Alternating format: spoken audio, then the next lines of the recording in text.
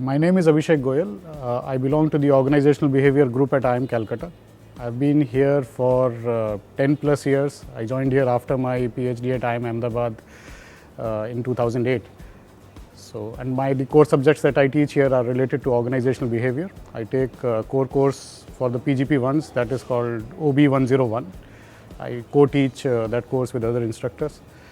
Besides that, I offer electives on cross-cultural management and something related on leadership and culture, which remains my main area of work.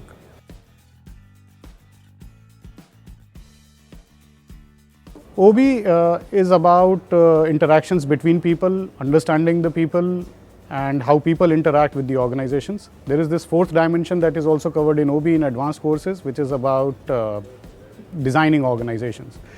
So there are three or four major areas that get covered: individuals, interactions between individuals and organizations themselves.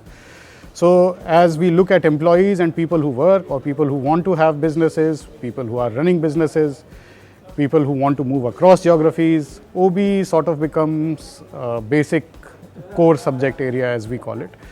If I may be allowed to say so, OB and economics, they could form two basic pillars in the management studies. So it becomes really very important. The applications are found in decision making and several other areas.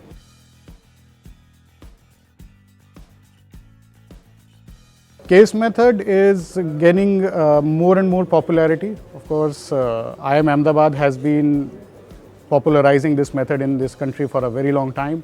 That doesn't mean that IIM Calcutta is behind in that in any manner. It's just that the positioning has become very different. Case method allows people to look at a problem from various angles. It develops or hones your analytical skills. It provides a context where the problem is unstructured. You need to figure out what the problem has been. Once you figure out the problem, you also need to figure out what could be the alternatives that could be used there, what are the options that can be there, what are your constraints. And case method typically provides that very, very rich context for improving decision making. In fact, in some B schools, it is argued that if you want to be a decision maker, this is the best way in which things have to be done. And I personally believe that case method is probably one of the best methods to hone the skills in decision making. But for analysis, for example, you can have other methods. It does not mean that the knowledge from other subjects will not come in. But case method allows you to bring in knowledge from variety of subjects and put all of that together in order to arrive at a final decision. Generalist versus specialist, it's a tough call. It's not at all easy to talk about it, especially with the advent of artificial intelligence and some other emerging areas. The generalist, in my opinion, will always be in demand because of the integration that a generalist brings to the table. The decision making ultimately has to be done by somebody who is capable of understanding the intricacies between various specialities. So while a specialist is of course very privileged, because specialists can go in a problem or in a particular area in great depths. They can figure out solutions which are probably technically the best ones, but it is only a generalist who can figure out which one of these would be probably the better in the sense of being optimal solution, or which is more doable, which is more practical.